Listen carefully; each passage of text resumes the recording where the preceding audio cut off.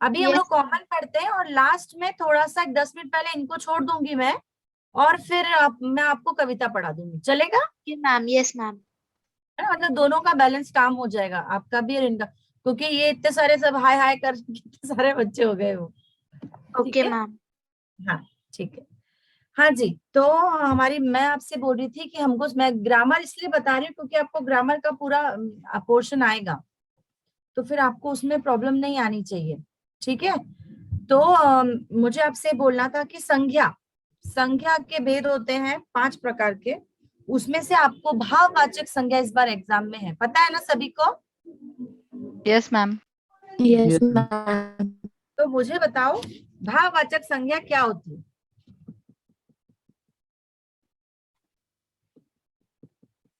भाववाचक संज्ञा क्या होती है, बता सकते हैं? मिस, जो शब्द भाव का प्रकट करते हैं। जिसमें किसी चीज का भाव पता चलता है।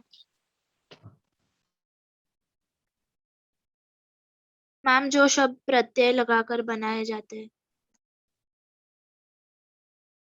और और क्या है, बताइए।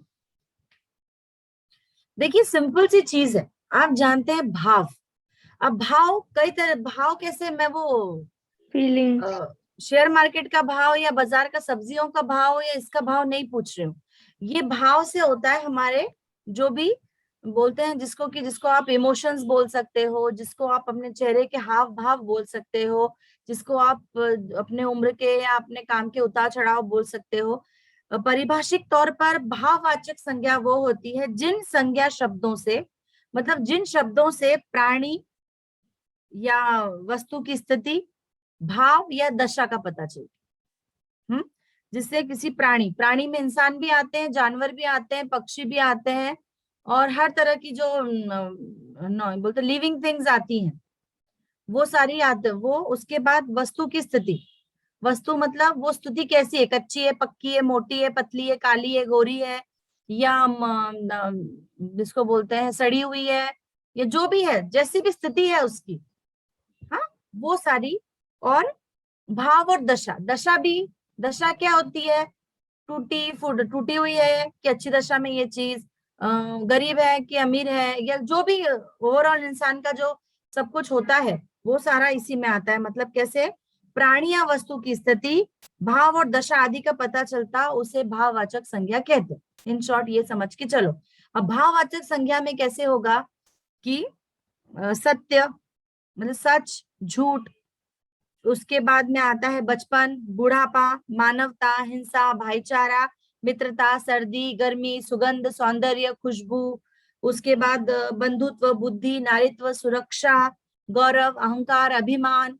ये भी तो इंसान के भाव ही है ना। जैसे चेहरे के हाव भाव बदलते हैं, रो,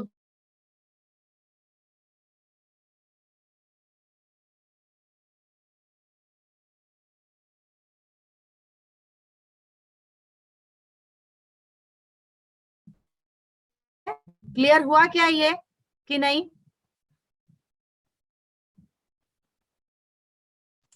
miss, your voice is breaking. अभी क्लियर, ये चीज क्लियर हुई क्या आपकी? मैम आप रिपीट कर सकते हैं क्योंकि आपकी वॉइस ब्रेक हो रही थी।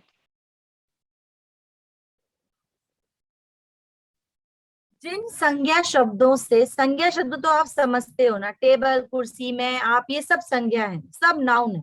ठीक है।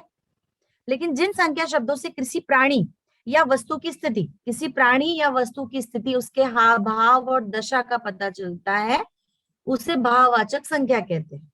अब भाव भाव दशा का पता चलता हो मतलब कैसे, उसका हंसना, रोना, झूठ बोलना, बुढ़ापा, सुगंध, सौंदर्य, फिर उसके बाद आप बोल सकते हो बुढ़ापा, बचपन, सच, झूठ, जो भी, देखो इन शॉर्ट, जो भी इंसान के अंदर की भावनाएं हैं, 9 रस हैं, जो कि वो इंसान का बोलते हैं कि उसके पूरे जीवन में उसको जो हर तरह से कार्य करते हैं, काम करते हैं, जो उसके मनुष्य को मनुष्यता का शो करते हैं, दिखाते हैं कि ये मनुष्य है, इसको सुख दुख, सच झूठ, ऊंचा नीचा सब कुछ होता है, तो वो भाववाचक संज्ञा कहलाती है। इंसान से रिलेटेड जितने भी क्रियाएं होती हैं वो सारी भाववाचक में कहलाती है। मतलब उसका हंसना, उसका रोना, उसका झूठ बोलना, उसका सच बोलना, उसका हंसना, मुस्कुराना, उसका अहंकार, अभिमान भाव, फिर उसका आप कह सकते हो सुगंध, सौंदर्य, मानवता, हिंसा, भाईचारा, ये जो भी है ये सारे इंसान के भाव हैं। जो इंसान जैसा बिहेव करेगा वो उसका सब, उसके अंदर जो भाव निकलते हैं वो सब भाववाचक संज्ञा में आते हैं। समझ में आई ये चीज? Yes ma'am.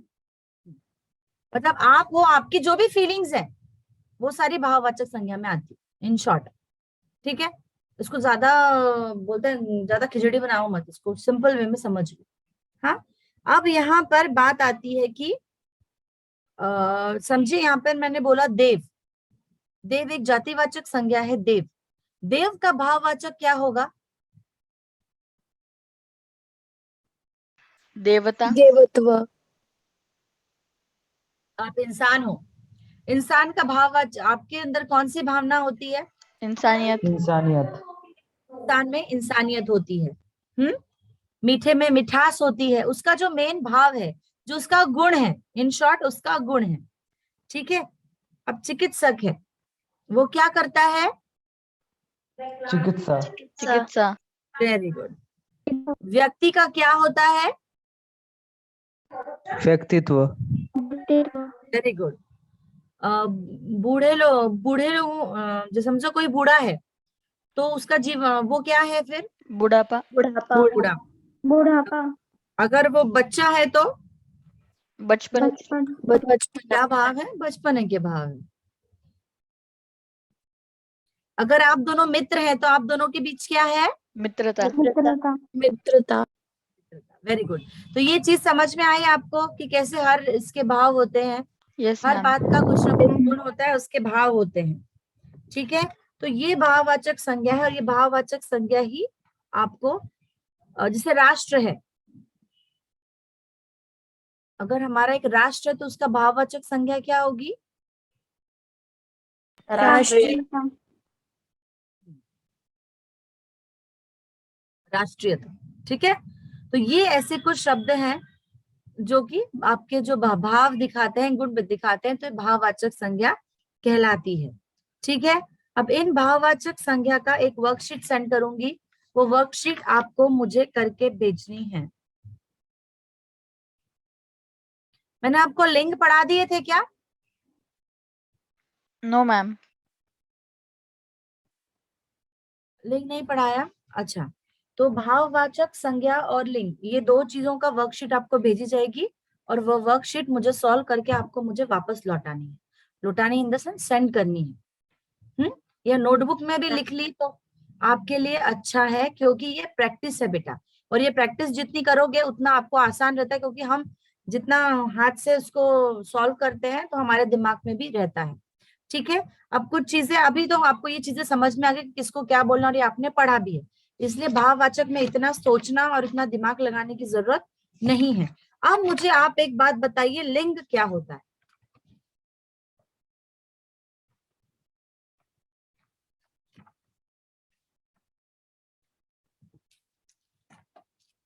बोलिए।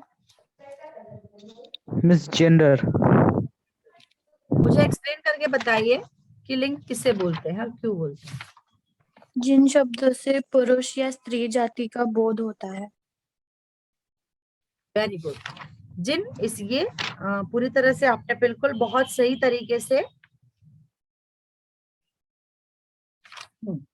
पूरे आपने बहुत अच्छे तरीके से एक्सप्लेन किया कि जिन शब्दों से किसी पुरुष का या किसी जाति का भेद होता है, स्त्री जाति का भेद होता है, वह लिंग कहलाता है। जाति के होने का पता लगता है तो वह क्या कहलाता है? लिंग कहलाता है। अब आपकी जानकारी के लिए मैं बता दूं कि हिंदी भाषा में सिर्फ दो प्रकार के लिंग पाए जाते हैं। ठीक है, भाषा की बात कर रहे हैं हम। अभी प्रैक्टिकली देखा जाओगे तो अभी गवर्नमेंट ने मान्यता दी, अब बड़े बच्चे हो, आपको कई चीजें समझती हैं। ठीक है, अगर हम गवर्नमेंट के एज पर इसे देखा जाए, क्योंकि ये मैं क्यों एक्सप्लेन कर रही हूँ, बिकॉज इसमें कोई आपको शंका नहीं होनी चाहिए, कोई ऐसे इसको बोलते हैं ना, कंफ्यूजन नहीं होना चाहिए कि मैम ये भी तो है वो भी तो है, और हम लोग इस पे फ्रेंकली बात कर सकते हैं, क्योंकि आपको इतने छोटे बेबी भी नहीं हो कि आपको कुछ समझता नहीं है, आपको सब कुछ समझता है। तो सिंपल सी बात है कि मनुष्य जाति में स्त्री, पुरुष और थर्ड जेंडर जो अभी हम बोलते हैं वो होता है, ठीक है। मनुष्य जाति की बात कर रही हूँ मैं, कि जिन्हें आप बोलते हैं स्त्रीलिंग, पुल्लिंग और नपुंसक लिंग ऐसे कहा जाता है, ये 3 जेंडर्स। और इसलिए तीसरे जेंडर को मान्यता, अभी आप कोई भी गवर्नमेंट का फॉर्म लेते हो, आप कुछ भी का एजुकेशनल फॉर्म भरते हो, आप पासपोर्ट के लिए, आप किसी और चीज के लिए भी आप फॉर्म भरने जाते हो, तो गवर्नमेंट ने अभी उनको ओपनली इसको मान्यता दे दी है। सो ये थर्ड जो जेंडर, इसका भी वहां पे एक ऑप्शन आता है, लेकिन हम स्त्री पुरुष और जो भी जिसका जो ये रहेगा उस हिसाब से वो वहां पर भरते हैं, ठीक है, नॉर्मली। लेकिन अगर हम साहित्य की दृष्टि से, लिटरेचर की दृष्टि से इस पे बात करेंगे, तो हमारे भाषा में सिर्फ 2 ही लिंग को मान्यता दी जाती है, एक स्त्रीलिंग और दूसरा पुल्लिंग, ठीक है। इसलिए अब ये मत सोचना कि वहां तो मैंने 3 देखा था तो उतना ही याद रह गया, तो तीसरा 1.5 मारा, ऐसे नहीं करना है। स्त्री और पुरुष, ये 2 लिंग, स्त्रीलिंग और पुल्लिंग, ये 2 लिंग का ही हिंदी साहित्य में उपयोग किया जाता है, ठीक है। आप जानते हैं पुल्लिंग से, आप क्या जानते हैं?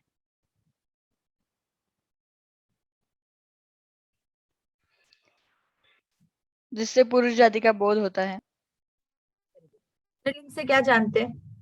जिससे स्त्री जाति का बोध होता है। सिंपल सा है, लॉजिक है कि जिससे पुरुष जाति का बोध होता है, जिस शब्द से उसके पुरुष जाति के होने का पता चलता है वो पुल्लिंग कहलाता है, और जिस शब्द से उसकी स्त्री जाति होने का भेद होता है उसे स्त्रीलिंग कहते हैं। और आप बहुत अच्छे से समझ जाते हो कि मैं जा रही हूँ तो ये लड़की है, वो आ रहा है तो ये लड़का है, ठीक है, ये सब चीजें आपको समझ जाती हैं। अब 2 चीजों का आपको यहाँ पर, 1 मिनट है,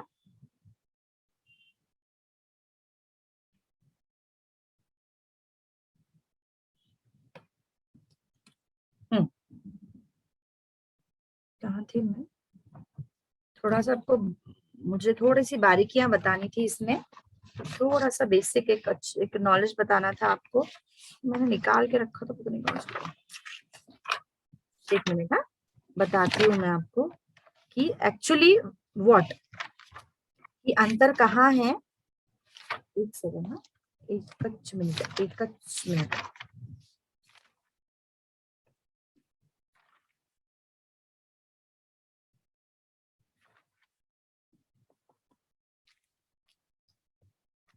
एक मिनट, हाँ। एक्चुअली क्या होता है कि कुछ चीजें हैं, जैसे हम स्त्रीलिंग पुल्लिंग की बात करते हैं तो हाँ, देखिए, मिस हाँ जी, मिस नपुंसकलिंग भी होता है ना? मैं आपसे वही तो बोली अभी कि हिंदी साहित्य में, लिटरेचर की दृष्टि से सिर्फ 2 लिंगों को ही मान्यता दी जाती है, स्त्रीलिंग और पुल्लिंग, ठीक है। इसके अलावा ये जो कंफ्यूजन है उसको आपको दूर करने की बात कर रही हूँ। कुछ ऐसे शब्द होते हैं, देखिए, स्त्रीलिंग पुल्लिंग तो आप समझ जाएंगे। मैंने कहा कि मुझे जल पीना है, पानी पीना है, तो पानी किस लिंग में आता है?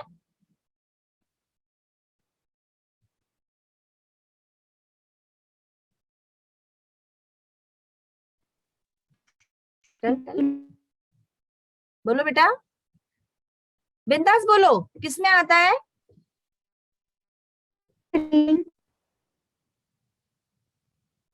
पानी। Ma'am her voice was break. चल रही है, मैंने कितने सारे लेक्चर्स लिए आज दिन भर, आज बिल्कुल भी टचवुड मुझे नेटवर्क का कोई Ma'am, issue. not yours, Renuka's. Okay okay, Renuka आपकी आवाज टूट रही है। पानी, मैं आपसे पूछ रही हूँ, अगर मैंने कहा पानी, स्त्रीलिंग पुल्लिंग पानी ये पुल्लिंग होता है बेटा, स्त्रीलिंग नहीं होता है। किताब, स्त्रीलिंग देखिए यहाँ पर ये बात तो आपको क्लियर हो गई कि कुछ स्त्रीलिंग होते हैं, कुछ पुल्लिंग होते हैं। लेकिन अभी एक बात आपको और ध्यान में रखनी है, जो काफी जिसको बोलते हैं समझदारी की बात है, कि कुछ शब्द नित्य पुल्लिंगी होते हैं, कुछ ऐसे शब्द हैं वो जो सिर्फ पुल्लिंगी होते हैं, उसका स्त्रीलिंग कुछ भी नहीं होता, ठीक है। कुछ भाषा साहित्य में ऐसे नाम है, ऐसी बातें आती हैं जो कि सिर्फ एक्सक्यूज मी, पुल्लिंग ही होते हैं जो उनका स्त्रीलिंग कोई भी रूप नहीं होता।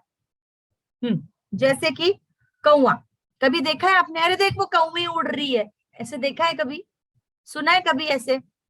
No ma'am. No miss. फिर आपसे कहा उल्लू, कभी सुना है आपने? वो देख पेड़ पे उल्ली बैठी है, सुना है? No ma'am. No, miss. खटमल पता है? खटमल, खटमल क्या होता है? मिस कीड़ा। कौन सा कीड़ा होता है? कहाँ पाया जाता है? लकड़ी में।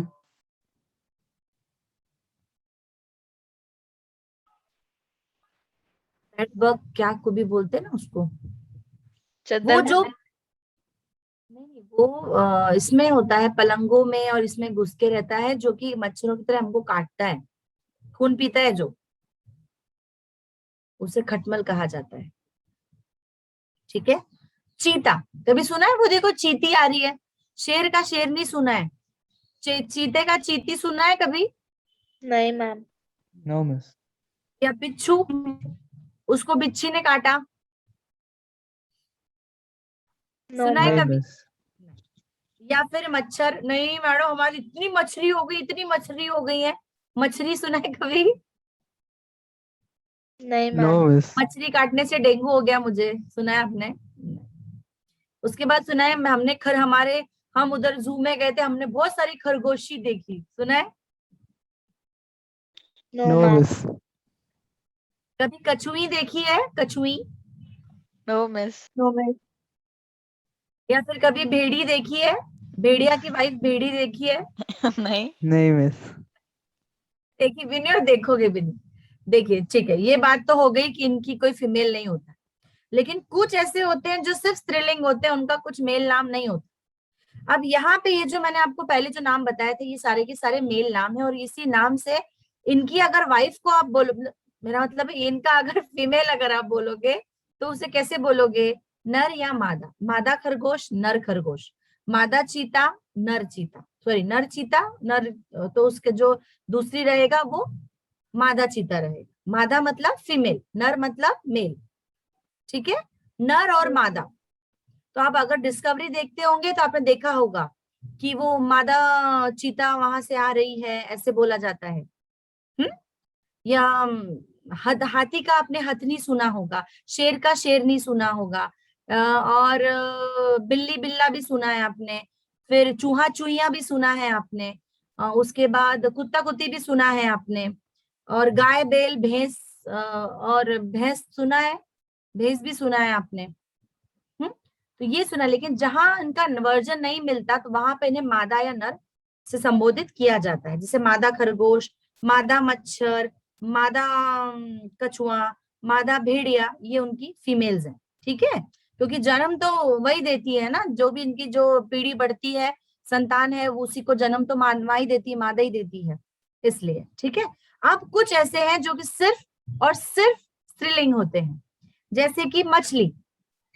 कभी मछला खाया है किसी ने? ईशान, मछला खाया है कभी? नहीं मिस। मछली खाई है ना? Yes miss. ठीक है। छिपकली कभी देखा है? मैम हमारे घर इतना बड़ा छिपकला रहता है, कभी संभता बोला है किसी ने ऐसा? No, ma'am. नहीं मिस। पार्थ, छिपकला देखा है क्या? No, ma'am. नहीं ना। तितली, तितली उड़ती है। देवश्री, तितला देखा है कभी? No ma'am. उसके बाद में है कोयल।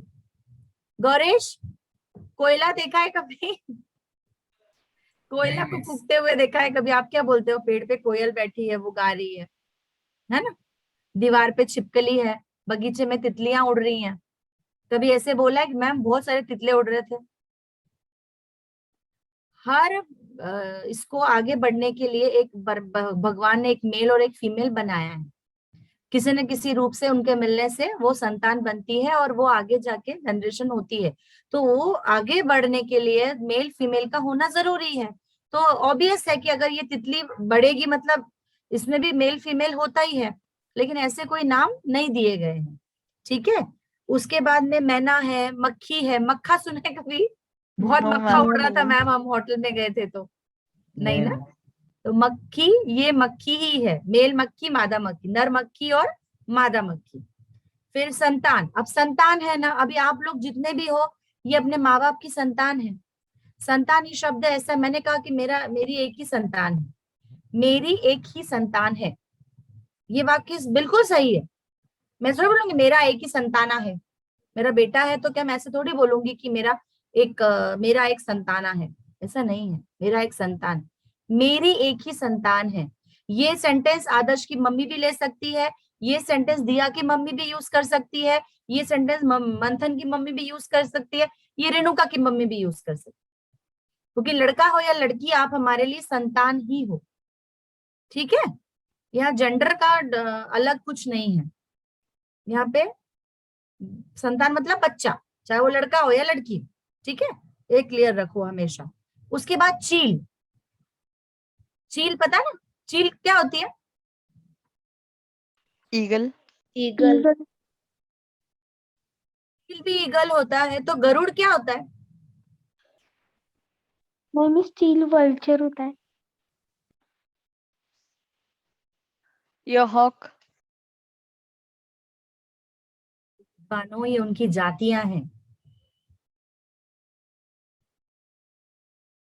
ईगल किसे कहा जाता है?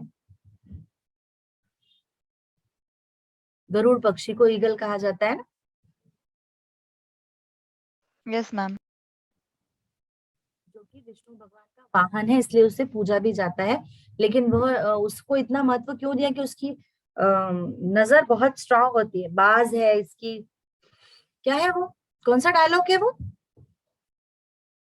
चील की क्या है वो, नजर बाज की नजर क्या है वो? तो वो इसलिए कहा जाता है कि वो, उसकी जो नजर बहुत तेज होती है कि देखो इतनी ऊंचाई पे, अगर आपको ऐसे बोला जाए कि देखो नीचे क्या है, तो अपने देखते में बोला रहे हो दिख नहीं रहा, अंधेरा ऐसा है वैसा है। लेकिन जो पक्षी है वो कितना भी आसमान में ऊंचा उड़ता रहे, उसकी नजरें इतनी तीक्ष्ण होती हैं कि वो नीचे अपना अनाज हो, अपना मांस हो, या जो भी उसके खाने की चीज होती है वो बराबर ढूंढ लेता है। अब छत पर थोड़े से दाने डालिए, चिड़िया बराबर ढूंढ के आ जाती है।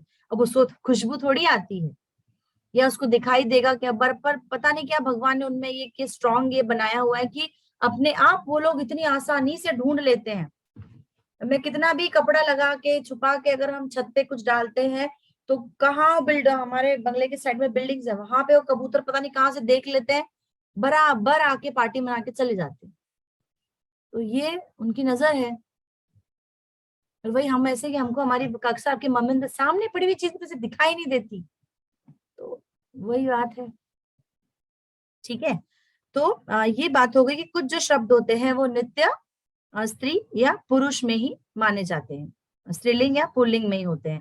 जैसे मैंने आपको बताया, स्त्रीलिंग में मछली, छिपकली, तितली, गिलहरी, कोयल, मक्खी, मैना, सवारी, संतान, चील आदि। अब नित्य पुल्लिंग और नित्य स्त्रीलिंग शब्दों के लिंग परिवर्तन करने के लिए इनमें पूर्व नर या मादा शब्दों का प्रयोग किया जा सकता है। जैसे मादा तितली है, मादा छिपकली है। अब पदवाची शब्दों का लिंग परिवर्तन नहीं होता। अब कुछ जो पदवाची शब्द है उनका जो लिंग परिवर्तन कभी नहीं होता। आपने देखा है कभी कि किसी डॉक्टर के आगे कुछ लगा है, जैसे पोस्ट होती है ना, पद। जैसे मैं टीचर हूं, आपने, आपकी मम्मी ने पूछा किसका लेक्चर था, आपने बोला हिंदी टीचर का लेक्चर था। इससे ये पता चलता है क्या कि हिंदी टीचर लड़की मेल है और फीमेल है? नहीं मैम। No ma'am. मैथ्स के प्रोफेसर का लेक्चर था, तो इससे पता चलता था कि भाविका मैम है कि प्रशांत सर है? No ma'am. नहीं।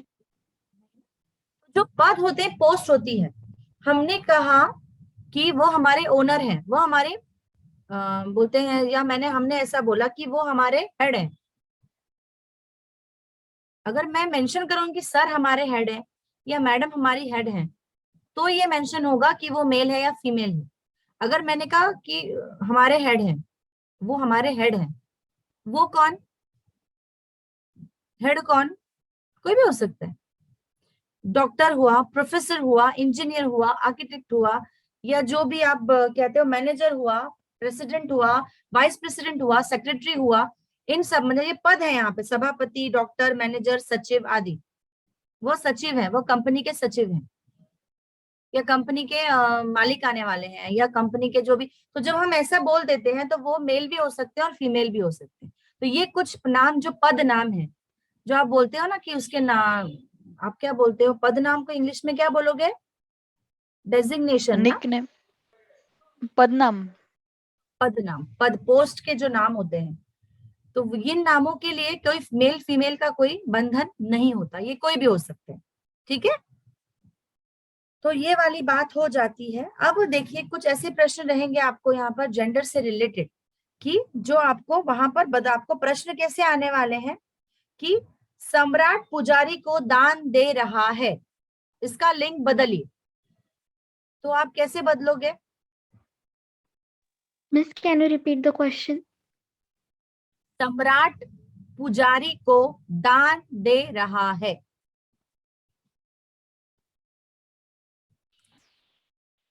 सम्राटनी पुजारनी को दान दे रही है। वापस बोलिए।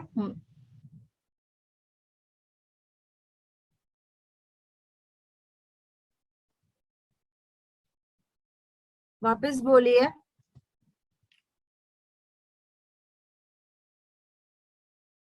बार दोबारा बोलिए, मुझे सुनाई नहीं दिया।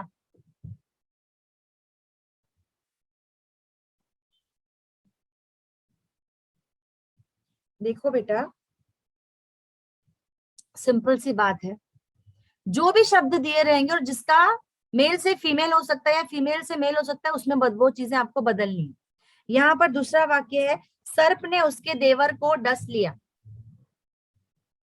इसको आप कैसे बनाओगे? सर्प ने उसके देवर को डस लिया। मैम देवर का देवरानी हो जाएगा। हाँ, और सर्प का?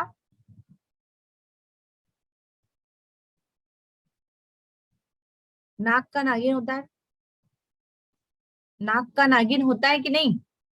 तो सर्प का Yes, सर्पिणी होता है, सर्प का सर्पिणी होता है। सर्पिणी ने उसकी देवरानी को डस लिया। वाक्य पढ़िए, उसके बाद ये देखिए कि कौन से वाक्य में लिंग परिवर्तन हो सकता है। या तो आपको दिया हुआ रहेगा अंडरलाइन करके उसके नीचे, लेकिन ये चीजों का भी ध्यान में रखिए आपने। सर्प ने उसके देवर को डस लिया, ये वाक्य था। आपने सर्प की जगह सर्पिणी कर दिया, ने देवर की जगह देवरानी भी कर दिया, लेकिन उसके का अगर देवरानी आ रही तो उसकी करना पड़ेगा कि नहीं? वो Yes, फीमेल ma'am. में आती है ना। तो ये बारीकियों में गलतियां नहीं करना, यही गलती होती है। और पूरा 1 नंबर। अभी जो आपका ये टर्म का जो पेपर निकला है ना, ये इतना स्कोरिंग है कि इसको फुल मार्क्स मिलेंगे आप, क्योंकि सिर्फ आपको एमसीक्यू है।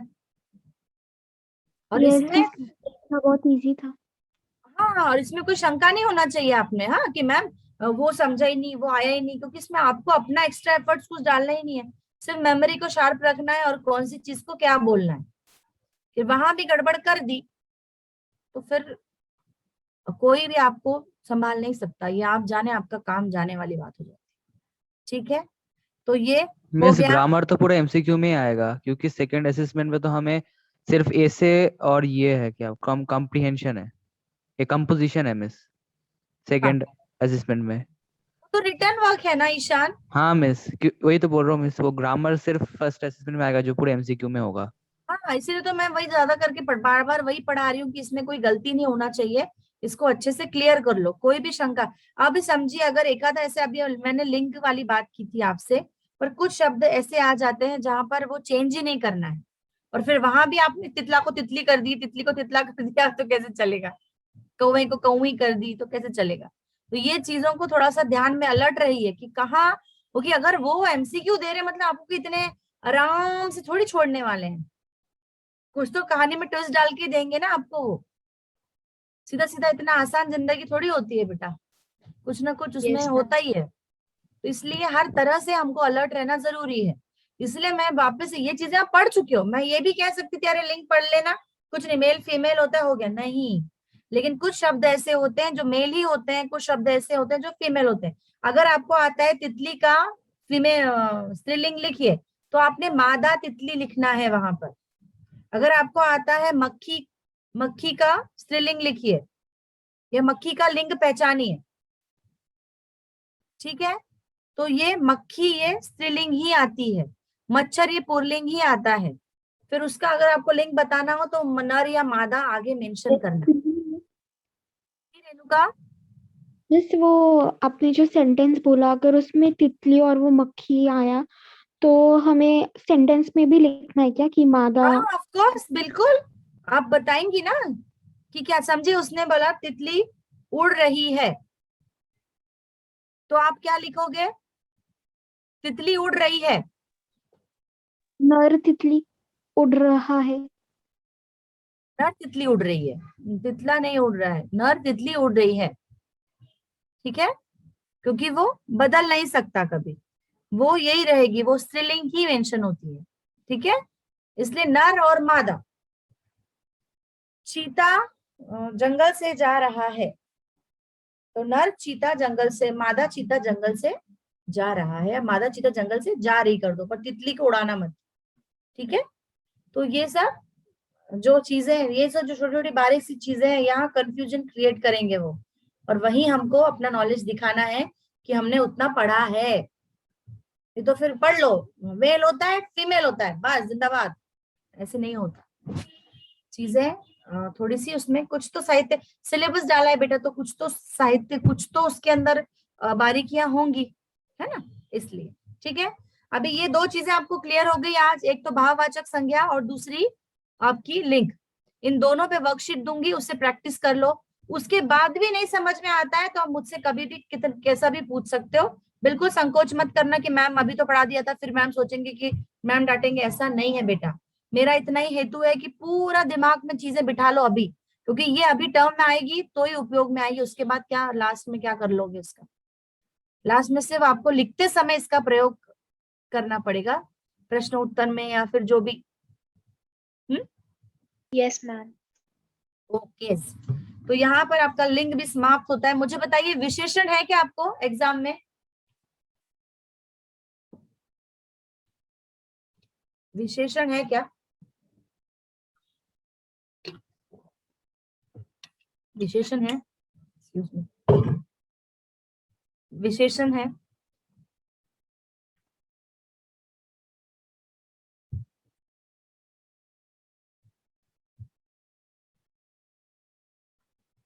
एक बात और पूछनी थी मुझे आपसे कि सारे जो स्कूल्स हैं आपके, किधर गया वो, तो मुझे याद रहता नहीं है, तुम लोग बताते नहीं हो, पेपर तो बनाया है मैंने। अभी जो ये जो 5 आपको आने वाले, बात ठन्नी की, काकी, मार्ग का पुरस्कार, नेताजी का चश्मा, ठीक है। तो ये जो आपको आने वाले हैं एग्जाम में, इन पे से जो प्रश्न है वो तो मैं अभी प्रैक्टिस करवा ही दूंगी, वो पेपर अभी निकाल ही रही हूँ, तो वो पेपर्स पे प्रैक्टिस हो जाएगी आपकी, ठीक है। लेकिन इसके ये जो अभी आ गए, तो ये आपको अब सेकंड इसमें आने वाले नहीं है, सेकंड इसमें इसके आगे के आएंगे, और इसके आगे के वो जो आएंगे उसमें तो आपको रिटर्न करना है, उसमें एमसीक्यू नहीं होने वाला, बराबर है ना। उस समय आपको आंसर लिख के देने हैं, बराबर। Yes miss. हाँ मिस। जैसे हम पहले लिखते थे वैसे आपको उसमें आंसर लिख के, उसमें रिटर्न ही रिटर्न दिया है आपको, इसमें आपको शॉर्टकट दिया एमसीक्यू में। ठीक है, तो Yes, अभी हमारा इतना तो हो गया, सिर्फ कविता का प्रॉब्लम है और एकांकी का प्रॉब्लम है, बराबर है ना। कहानियां तो हमारी पूरी कंप्लीट हो गई हैं, कहानी का कोई टेंशन नहीं है, सिर्फ हमको प्रॉब्लम कहाँ आती है, एकांकी और कविता में। ओके, और मुझे कविता की भी बात बताइए, कविता में भी मेरी शायद गिरधर वगैरह ये सब तो हो चुकी है घर। एक तो हमारा ये है संस्कार और भावना हो गई है, हाँ मिस। बहू की विदा, हाँ हाँ मिस। मिस। मातृभूमि का मान, हाँ हाँ मिस। मिस। डाली, नहीं नहीं मिस, इसमें नहीं है। तो ये 3 बात के लिए रखा है हमने, ठीक है। सिर्फ जो प्रॉब्लम आ रही है वो कविता वालों को आ रही है क्योंकि उनका थोड़ा सा बाकी है, बस इतना ही ना, और कुछ नहीं है ना हमारा बाकी बुक में से। तो नहीं मैम। मैम। वही था मुझे कि ऐसे किसी को परेशानी नहीं आना चाहिए, और अगर किसी का मिस हो गया हो, किसी को नहीं समझा हो, तो आप मुझसे दोबारा पूछ सकते हो, कोई परेशानी नहीं है, ठीक है। अभी तो आज हमारा ये दो चीजें अच्छे से क्लियर हो गई है, मेरे हिसाब से हो ही जाना चाहिए। एक भाववाचक संज्ञा, जो हमारे अंदर के भाव होते हैं वो सारे के सारे भाववाचक संज्ञा में आते हैं। उसके बाद लिंग, स्त्री पुल्लिंग और पुल्लिंग होती है। ये दो तरह की लिंग हिंदी साहित्य में मानी जाती है, ठीक है। उसके बाद अगला मुझे ये पता है कि आपको विशेषण है। Yes ma'am. विशेषण, तो विशेषण के बारे में मुझे बताएंगे कि विशेषण क्या होता है? मैम, जो शब्द किसी चीज के बारे में उसकी विशेषता बताते हैं। उसकी विशेषता बताता है, जैसे कि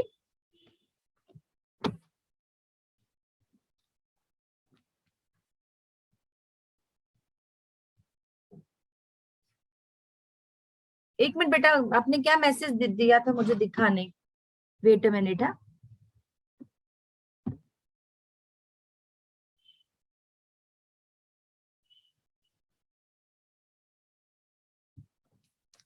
हाँ, मुझे पढ़ानी है कविता, पर ठीक है ना, मैं सिर्फ एक ब्रीफिंग कर लेती हूँ, फिर आपको होमवर्क डाल दूंगी, बाकियों को छोड़ के जो कविता वाले हैं उनको कविता पढ़ा दूंगी, ठीक है। आज यही रुक जाते हैं, जिनकी कविता है वो लोग रुक जाइए। अगले लेक्चर में विशेषण पढ़ाऊंगी मैं आपको, ठीक है। यस सुन रहे मैम। सारे? ठीक है, आज मैं कविता वाले प्लीज रुक जाइएगा, और जिसकी कविता नहीं है वो आज एंजॉय करो। छोड़ दिया मैंने आपको 20 मिनट पहले, भारत आजाद है आपका। और मैं आपको अगले लेक्चर में विशेषण बताऊंगी, और इस लेक्चर के बाद मैं आपको होमवर्क भेजूंगी, तो प्लीज कृपा करके सभी उसे कीजिए, ऐसे आलस मत करो, आपके भले के लिए, यस मैम। तो आपका ही फायदा है, मेरा कुछ नहीं जाता, ठीक है। तो मैं अगले लेक्चर में आपको विशेषण और उसके बाद और भी कारक कल्याण जो भी है अपना आगे का, वो दो चीजें, वचन, दो चीजें पढ़ाऊंगी, ठीक है। आज का पढ़ा वो समझ में आया? Yes ma'am. Yes ma'am. बोल के दिखाओ, देखती हूँ तुमको मैं फिर। नहीं समझता है ना बेटा, तो पूछ लिया करो, ठीक है। तो आज हम बाकी सारे यही रुक जाते हैं, और सिर्फ मुझे कंटिन्यू कीजिए कविता के स्टूडेंट्स। बाकी को tata bye bye, take care, okay. Thank you ma'am. Bye ma'am. Most welcome, bye bye miss, thank you miss. Bye. सुनना हो किसी को Thank you, कविता Miss पढ़ने Balaji। में इंटरेस्ट होगा तो वो रुक भी सकता है, ऐसे कोई मैं भेदभाव नहीं रखती किसी में। तो अगर कोई कविता पढ़ने में इंटरेस्टेड हो तो रुक सकता है, ऐसा कुछ कोई जबरदस्ती नहीं, हम सबको ज्ञान बांटते हैं, ठीक है। तो साखी हो गई थी, कुंडलियां हो गई थी, बचा है रामधारी सिंह दिनकर द्वारा लिखित रचना है स्वर्ग बना सकते हैं, आदर्श, आसीन, देवश्री, शरण्या, सॉरी आदर्श, देवश्री, शरण्या। आप तीनों को ही कविता है बेटा? मैम शायद दो कोई है? हम दो ही लोग हैं अलग स्कूल से। आप लोग कौन से स्कूल से हैं? Ma'am I am from Poddar. Ma'am I am from प्रवशी।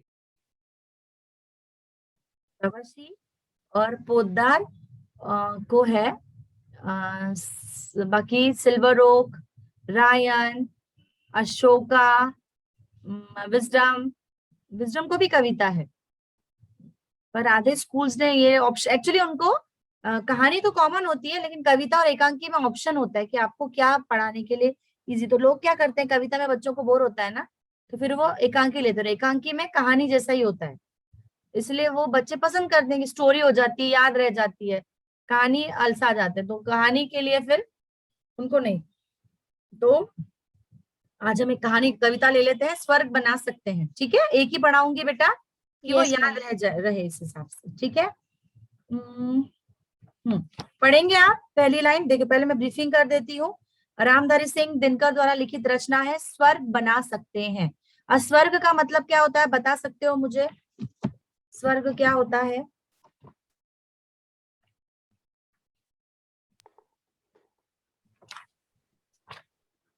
Tell me.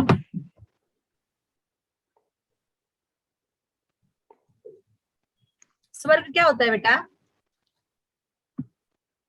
देखिए, स्वर्ग की कल्पना उस जगह से की गई है जहां पर भगवान रहते हैं, जहां खुशियां हैं, पैसा है, सुख है, समृद्धि है, शांति है, दुनिया की हर चीज हासिल हो सकती है। Happiness is happiness. Yes ma'am. सिर्फ आनंद ही आनंद है वहां, वहां और कुछ नहीं। ऐसी जगह को स्वर्ग कहा जाता है। वो बोलते हैं ना कि स्वर्ग जैसा घर, मतलब जहाँ पे खुशियां रहती है वो स्वर्ग, इन शॉर्ट एक डेफिनेशन। तो जहां पर यहाँ पर बताया कि स्वर्ग बना सकते हैं, ठीक है। इसका इन्होंने टाइटल दिया है, रामधरी सिंह दिनकर द्वारा लिखित रचना है स्वर्ग। पहली लाइन पढ़िए, कौन पढ़ेगा? आदर्श पढ़िए।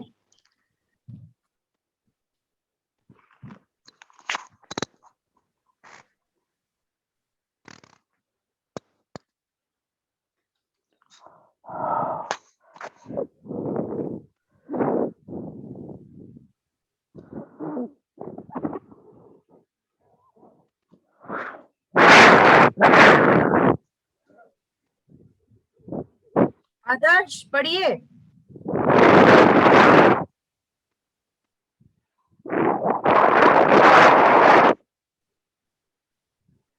कौन से पहाड़ पे चढ़ के बैठे हो आप? मैम शायद कुछ नेटवर्क इश्यू होगा या फिर माइक इश्यू। आप पढ़ लीजिए देवश्री। Okay ma'am. धर्मराज, यह भूमि किसी की नहीं कृत है दासी है, जन्मा समान परस्पर इसके सभी निवासी। आगे पढ़ो। Okay ma'am. सबको मुक्त प्रकाश चाहिए, सबको मुक्त समीरण, बाधा रहित विकास, मुक्त आशंकाओं से जीवन। आप यहाँ पर स्वर्ग बना सकते हैं, ऐसे कवि कहना चाहते हैं कि हम भी अपनी धरती को स्वर्ग बना सकते हैं, सबको फ्रीडम देकर, सबको अपना अपना लाइफ उनके हिसाब से जीने दे। मतलब नियमों में, ऐसा नहीं कि इंसान कुछ भी बन जाए, वो बिल्कुल ऐसे खुला हो जैसे कोई रिस्ट्रिक्शंस ही न रहे, उसको किसी से कोई डर न रहे, ऐसा नहीं। लेकिन हम अच्छे व्यवहार से, भाईचारा, प्रेम और व्यवस्थित रहकर जब अपना जीवन जीकर अपनी धरती को स्वर्ग बना सकते हैं। यहाँ पर आपके लेखक कहना चाहते हैं कि कवि वो स्वर्ग बना सकते हैं ना अपना, हाँ, कि कवि रामधारी जी सिंह दिनकर जी कहना चाहते हैं कि यह भूमि किसी की कृत नहीं है। कृत मतलब दासी नहीं है, किसी ने इसे खरीदी नहीं है। कृत होना मतलब खरीदना, इसे किसी ने खरीदी हुई दासी नहीं है ये। इस पर जन्म लेने का अधिकार सभी का है और सभी मनुष्य इसके निवासी हैं। सभी को पृथ्वी प्रदत्त सभी सुविधाएं चाहिए, जैसे स्वतंत्र प्रकाश चाहिए, सबको मुक्त प्रकाश। देखिए दिनकर जी कहना चाहते हैं कि ये जो धरती है ये किसी की खरीदी हुई दासी नहीं है, सबको यहाँ पर समान जीवन जीने का अधिकार है। सबको यहाँ पर खुला बोलते हैं स्वतंत्र प्रकाश चाहिए, उजाला चाहिए, खुली स्वतंत्र वायु चाहिए, मतलब आजाद हवा चाहिए, और ऐसा विकास जिसमें कोई बाधा न, और ऐसी डेवलपमेंट चाहिए जिसमें कोई बोलते हैं कोई बाधा नहीं। बाधा मतलब कोई हर्डल नहीं होना चाहिए, कोई रुकावट नहीं होना चाहिए। वो फ्रीडम अच्छे से फ्री से वो जिंदगी जी सके। मानव के जीवन में अपनी सुरक्षा के प्रति या अपने अधिकारों के प्रति कोई आशंका नहीं होना चाहिए। मतलब मनुष्य में किसी तरह की कोई आशंका, शंका या अपने सिक्योरिटी, सेफ्टी के लिए कोई डर रहे, ऐसा नहीं होना चाहिए। देखिए जैसे अभी मैं आपको बहुत सिंपल सा उदाहरण देती हूँ, आपको पूरी पिक्चर समझ में आ जाएगी। आप देखिए अभी अफगानिस्तान की कैसी हालत है, न वहां की आवाम, मतलब न वहां की जनता सुख से रह सकती है, ना अच्छे से बोल सकती है, ना अच्छा कपड़े पहन सकती है, ना अच्छे से अपनी जिंदगी जी सकती है ना। कैसी जिंदगी हो रही है वहां पे, तालिबान ने कब्जा कर लिया है तो, बराबर ना। तो वैसी जिंदगी नहीं चाहिए हमें। जिंदगी चाहिए अपनी तरह, जैसे अपन जीते हैं, अच्छे तरह से खुल के अच्छे से हंस बोल सकते हैं, अपने अपने धर्म का प्रचार प्रसार कर सकते हैं, अपनी जिंदगी एंजॉय कर सकते हैं। तो हर चीजें जो भी हम चाहे वो कर सकते हैं, जैसे हमारे भारत देश में होता है। आगे बढ़िए बेटा। Yes ma'am. लेकिन विघ्न अनेक अभी इस पथ पर अड़े हुए हैं, मानवता की राह रोककर पर्वत अड़े हुए हैं। हम आगे कंटिन्यू करूं? न्याय न्याय न्यायोचित न्यायोचित सुख सुलभ नहीं, जब तक मानव मानव को चैन कहा धरती पर, तब तक शांति कहा इस भाव को। अब इसमें आगे, लेकिन विघ्न अनेक अभी इस पथ पर अड़े, लेकिन इतने सुख शांति स्वर्ग जैसे बनने के लिए बहुत हर्डल्स हैं लाइफ में, बहुत सी प्रॉब्लम्स हैं। मानवता की राह रोककर पर्वत अड़े, बहुत से ऐसे लोग हैं जो कि इंसानियत के साथ जीना ही नहीं चाहते। न्योचिक सुख सुलभ नहीं, जब तक मानव मानव को चैन कहा धरती, तब तक शांति का इस भव में। अनेक विघ्न बाधाएं हमारे जीवन के पथ पर अड़ी हुई हैं। बाधाओं के पर्वत मानवता के मार्ग में खड़े हुए हैं और मानवता को विकास के मार्ग पर नहीं बढ़ने देते। मतलब ऐसे कई लोग, ऐसे कई बातें हैं जो कि इंसान को उसकी प्रोग्रेस नहीं करने देता। न्याय का सुख जब तक मानव को नहीं मिलता, मतलब इंसान को जब तक न्याय नहीं मिलेगा, सपोर्ट नहीं मिलता, तब तक धरती पर मानव चैन की सांसें नहीं ले सकता। तब तक क्या करेगा मानव? धरती पर वह शांति से चैन की सांस नहीं ले सकता और ना ही इस संसार में शांति की स्थापना हो सकती है।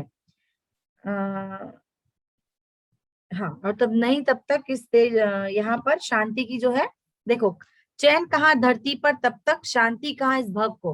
मतलब वो कहती है कि तब तक ना यहाँ पर चैन है, ना तब तक शांति हो सकती है। समान न्याय और समान सुविधा मिलना मनुष्य का अधिकार है। आई बात समझ में कि इन Yes, लाइनों में कहा गया है कि मनुष्य के इसमें अभी प्रोग्रेस में बहुत बाधाएं हैं।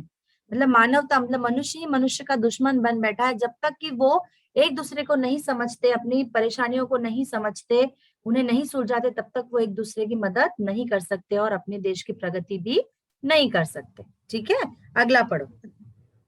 जब तक मनुज का यह सुख भाग नहीं सम होगा, शमित न होगा कोलाहल, संघर्ष नहीं कम होगा। नेक्स्ट, उसे भूल वह फंसा परस्पर की शंका में, भय में लगा हुआ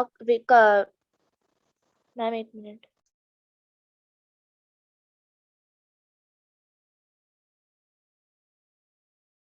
हाँ, लगा हुआ केवल अपने में और भोग संचय में। जब तक मनुष्य मनुष्य में भेदभाव खत्म होकर समानता नहीं आएगी, तब तक संसार में न तो शोरगुल कम होगा, न ही संघर्ष। मतलब जब तक मनुष्य मनुष्य को समझेगा ना, तब तक ना उन लोगों में, जिसको आप बोल सकते हो ना कि समानता, मतलब हम जाति धर्म और इन सब नाम जब तक लड़ते रहेंगे, पैसे के लिए जब तक हम लड़ते रहेंगे, तब तक हम में भेदभाव रहेगा और उसी वजह से शोरगुल रहेगा। मतलब आवाज है, चिल्लाना, ये सब चीजें रहेगी और मनुष्य हमेशा संघर्ष ही, मतलब स्ट्रगल ही करता रहेगा। समानता के आदर्श को भूलकर मनुष्य परस्पर संशकित है। मतलब वह समानता को भूल गया कि मनुष्य मनुष्य ही होता है, जाति धर्म कहाँ किस ऊंच नीच कुल ऐसा कुछ भी नहीं होता। परमेश्वर ने सबको, भगवान ने सबको एक संतान के रूप में जन्म दिलवाया है धरती पे। उसे सबसे इंसानियत के नाते प्रेम से रहना चाहिए कि जाति धर्म में बांटकर झगड़ा नहीं करना चाहिए। तो वो यही बोल रहे हैं आगे कि समानता के आदर्श को भूलकर मनुष्य परस्पर संशकित है। वह अपने ही सुख साधन प्राप्त करने में लगा हुआ है, उससे उसका उद्धार और विकास होना असंभव है। मनुष्य क्या करता है यहाँ पर देखो, उसे भूल वह फंसा परस्पर ही शंका में भय में। मतलब वो खुद के इसमें अटका हुआ है, वो किसी की मदद के लिए नहीं जाता। और जब तक मनुष्य किसी और की मदद नहीं करता, तब तक उसकी प्रगति होना संभव नहीं है। अगर आप अपनी अपनी प्रोग्रेस देखोगे, अपना ही पैसा कमाना देखोगे, तो अगर ये भी कोरोना का टाइम आया था, ऐसे टाइम में अगर लोगों ने सोचा होता कि बाबा हम हमारी जान संभाले, हम क्यों उसकी मदद करें, जाने दो, अपने को क्या करना, मरे तो मरे, ऐसे अगर लोगों ने किया होता, एम्बुलेंस चलाने वाले ने किया होता, डॉक्टर्स ने सोचा होता, नर्सेज ने सोचा होता, या आपकी मदद करने वाले सब्जी वाले, फल वाले, किराने वालों ने सोचा होता कि जाने दे बाबा, जान बचेगी तो ठीक है, पैसा क्या कमाना, जान दे, इसे डाल देते हैं और जाते। पर ऐसे कोरोना के टाइम में ऐसे कई लोग थे बेचारे, जो लोगों के, बूढ़े लोगों के घर तक गए सब्जी पहुंचाने, भले पैसा मिल रहा था, लेकिन फिर भी जाने की भी तो हिम्मत रखते हैं ना लोग, कि वहां तक गए, उनको दवाइयां पहुंचाई, उन्हें सब्जी भाजी पहुंचाई, हमारे रोजमर्रा की चीजें हमें अवेलेबल हुई। कितनी चीजें होती है, हॉस्पिटल जाना है, मदद करना है, दवाइयां अरेंज करा के देना है, स्टाफ काम करता है। भले वो वक्त पैसा आ रहा था, मिल रहा था, लेकिन जान, सबसे ज्यादा जान ही नहीं रहती तो क्या करते। अगर इंसान स्वार्थी हो जाएगा कि मेरे को क्या, मैं नहीं बाबा, अपन नहीं करते, तो क्या कर लेते आप, कुछ नहीं ना। तो ऐसी Yes, चीजों के लिए कहा जाता है कि मनुष्य ने हमेशा दूसरों की मदद के लिए हमेशा तत्पर रहना चाहिए। और आप मदद करोगे, जितने लोग जोड़ोगे, कल वही लोग आपकी मदद के लिए अवश्य आएंगे, और आते ही हैं। अभी इतनी बुराइयां नहीं है जितनी किताबों में या फिल्मों में समाज में दिखाई जाती ना, उठा के ले गए, काट दिए, कुछ जगह पर है, लेकिन हमारे भारत में है कुछ जगहों पर, हम ऐसे नकार नहीं सकते। अगर आप बोलेंगे क्राइम है, तो देखो हर अच्छाई के साथ इतनी सी बुराई होती है। कुछ भी लो, आप एक कपड़ा ले लो, आप कुछ भी खरीद लो, तो आपको क्या वो पूरी तरह से परफेक्ट मिलेगा क्या? नो कोई ना मैम। कोई उसमें त्रुटि रह जाती है। तो वैसे ही मनुष्य के इसमें भी है कि कहीं ना कहीं उसमें कुछ ना कुछ होता है, और स्वभाव है कहीं ना कहीं वो रिएक्ट करेगा, मारेगा, पीटेगा, खून करेगा, रेप करेगा, किसी को सताएगा। तो ये विक्षिप्त वृत्ति है। उसी चीजों को न हो इसलिए तो हमको संस्कार दिए जाते हैं ना। इसलिए तो हमको बचपन से बोला था ना, झगड़ा नहीं करना, फसाद नहीं करना, प्यार से बात करो, धीरे बात करो, अदब से बोलो, किसी का दिल मत दुखाओ। तो ये संस्कार क्यों दिए जाते हैं कि आप एक अच्छा इंसान बने और ये गलत काम न करें। लेकिन एक 5, 10, 15% होता है, और वही आप तालिबान की हालत देख लीजिए कि बिल्कुल संस्कार शून्य, सिर्फ जहर भरा है उनके अंदर। तो वो कैसा जीवन जीते हैं, जानवरों की तरह। कोई लाइफ है उनकी? वही गंदे कपड़े पहन के महीनों रेगिस्तान और वहां घूमते रहते हैं, वही बंदूकें लेकर जीवन जीते हैं जानवरों के जैसे। कहाँ खा रहे हैं, कहाँ पी रहे हैं, कहाँ पढ़ रहे हैं। ऐसे जिंदगी तो हमारे नहीं है ना। No ma'am. इसीलिए भारत बोलते हैं ना, बहुत अच्छा देश है अपने आप में। चलिए बेटा, आखिरी की 2 लाइनें पढ़ लीजिए। प्रभु के दिए हुए सुख इतने हैं विकीर्ण धरती पर, भोग सके जो उन्हें जगत में, कहा अभी इतने नर। सब हो सकते तुष्ट, एक सा सब सुख पा सकते हैं, चाहे तो पल में धरती को स्वर्ग बना सकते हैं। प्रभु के दिए हुए सुख इतने हैं विकर्ण, विकर्ण मतलब बहुत फैला हुआ, कि प्रभु मतलब परमेश्वर ने हमको इतनी सुख सुविधाएं दी हुई हैं धरती पर, हमारे मेन मेड थिंग से ज्यादा। नेचर ने हमको लकड़ी दी, फल दिए, सब्जी दी, पानी दिए, झरने दिए, पक्षी दिए, प्राणी दिए, हवा दी, खुली जमीनें दी, सौंदर्य, निसर्ग, नेचर जितना दिया है भगवान ने। कितना, सोचो ना आपकी कितना, कभी कभी आप अगर बैठो शांत तो ऐसा सोचना कि अरे कैसे एक छोटा सा बच्चा आता है, जिंदगी आती है उसकी, फिर वो बड़ा बाहर आता है, फिर वो अपने आप ऐसे बढ़ता है, फूड पानी सूर्य से निकलते से मैम। वो अपना अलग होना कितना अलग है। अब नेचर में जाओ, अब ठीक है यहाँ इंसान को इंसान संभालने के लिए है, लेकिन जो प्राणी एक संतान को जन्म देता है तो वो बच्चा बेचारा कैसा रहता है, उसको तो समझता भी नहीं है कि कहाँ से खाना है, कहाँ से पीना है। लेकिन अपने आप, और प्राणी को भी क्या, उसको बोलते थोड़ी आता है, लेकिन हर माँ की, हर भगवान ने इसको दिया हुआ एक गुण है जिससे वो समझ जाता है। पेड़ देखो कैसे, वही छोटा सा पत्ती, फिर एक फल बनता है, फिर फल से बड़ा फल बनता है, फिर वो बीज से फिर एक पेड़ बनता है। तो किस तरह से निसर्ग, पानी है, झरना है, साफ पानी है, और कितनी ठंडी हवाएं होती, क्या क्या चीजें नहीं दी हैं भगवान ने, कि जो अगर हमारे पास हमारी हमारी खुद की भी इलेक्ट्रॉनिक जैसे साइंस से रिलेटेड चीजें नहीं भी होती हमारे पास, तो भी हम एक अच्छा जीवन जी सकते थे। पहले के लोग जीते तो थे ना, यस तभी तो मैम। हमारी जनरेशन यहाँ तक आई ना। इसलिए इसलिए वो कहते हैं कि प्रभु के दिए हुए सुख इतने हैं विकीर्ण धरती पर, भोग सके जो उन्हें जगत में, कहा अभी इतने नर। और इतना कुछ है हमारे पास कि हम इतना भोगने के लिए, मतलब यूज करने, उपयोग में लाने के लिए परमेश्वर ने हमको बहुत सुविधाएं दी हैं, लेकिन मनुष्य उसका सही उपयोग नहीं करता है। सब उल्टे पुल्टे काम में करता है और सब नुकसान करते जाता है। ठीक है, सब हो सकते तुष्ट एक सा, मतलब सब संतुष्ट हो सकते हैं, सब सुख पा सकते हैं, चाहे तो पल में धरती को स्वर्ग बना सकते हैं। और अगर मनुष्य ठहरा ले इन सब सुख सुविधाओं को लेकर, अच्छे से व्यवहार कर कर, प्यार से रहकर, भाईचारे से रहकर, तो अपन इस धरती को भी स्वर्ग में तब्दील कर सकते हैं। लेकिन मनुष्य उसकी जो बोलते हैं ना झूठी जो लालचा है, बोलते हैं इसको, तो लालच है, उसके चक्कर में वो सब रिलेशंस खराब करता है, नेचर को खराब करता है। इस वजह से अब आप सोचो, बम बनाते हैं सिक्योरिटी के लिए, बड़े बड़े न्यूक्लियर और वो सब तैयार करते हैं, तो आप जानते हैं उसमें कितना केमिकल, साइंस के स्टूडेंट्स हैं आप, आपको पता है, आपने साइंस पढ़ा है कि उसमें कितने केमिकल्स और बुरी चीजें डलती हैं। Yes ma'am. और वो फूटेगा कहीं जाके तो सब खराब होगा, नेचर खराब होता है कि नहीं। Yes ma'am. हिरोशिमा नागासाकी में क्या हुआ था, भोपाल गैस कांड में क्या हुआ था, ऐसे कई जगहों पर ये सब चीजें होती हैं जिससे जहरीली गैसेस ये सब, या परीक्षण करते हैं हम शक्ति प्रदर्शन के लिए, कि हमने ये बम बनाया और उसका परीक्षण के लिए उसको समुद्र में से उड़ाते हैं, आसमान में डालते हैं। अरे ऐसा करने से कितना प्रदूषण होता है, हवा में कितनी केमिकल्स जाती हैं, बीमारियां फैलती हैं, कितना स्किन डिजीज और क्या क्या क्या क्या क्या क्या हमको हो रहा है आजकल। तो वो सब क्यों होता है, उसी के लिए। शुगर, हमको किसी को बीपी होता है, किसी को शुगर होता है, किसी को डायबिटीज है, तो किसी को स्किन डिजीज है, कुछ भी। तो ये सब क्यों हो रहा है, क्योंकि हम फर्टिलाइज जो हम खाते हैं, फूड जो हम सब्जियां खाते हैं, अनाज खाते हैं, वो सारा के सारा केमिकल का स्प्रे मार के उनको जल्दी जल्दी बढ़ाया जाता है, और बढ़ने के बाद फिर वो हम उसे खाते हैं।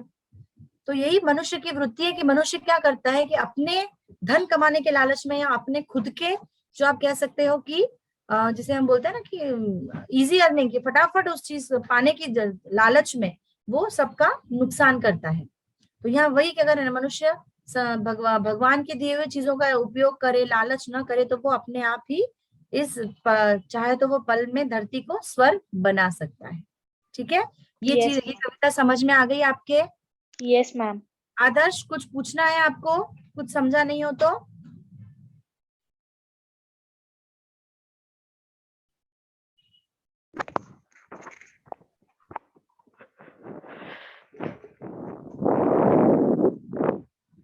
तो ऐसा लगता है मुझे कश्मीर में जाके बैठे हूँ, ऐसे ठंडी ठंडी हवाएं चल रही है हवाएं छोड़ रहे हैं कश्मीर में, पहाड़ियों में कि वादियों में बैठे हैं आदर्श? कहाँ, लद्दाख वद्दाख तो नहीं चले गए? वो बोलते हैं लेकिन उनकी आवाज नहीं आती शायद, हमको ऐसे हवाओं के साउंड आते हैं एनीवेज, ठीक है बेटा, ये समझ में आ गई, स्वर्ग बना सकते हैं। Yes ma'am. तो मुझे आपसे पूछना था कि इसका भावार्थ चाहिए क्या आपको, कि आपके पास है कुछ लिखा हुआ, टीचर ने कुछ लिखा है स्कूल में? मैम वो वर्कबुक मिली है ना इसकी, साहित्य हाँ। सागर की, उसमें हाँ है। तो हाँ उसमें, हाँ फिर ठीक है, फिर तो आप कर सकते हो, कोई परेशानी नहीं है। ठीक है, यस तो आपकी ये वाली कविता एक भी पूर्ण हो गई, स्वर्ग बना सकते हैं।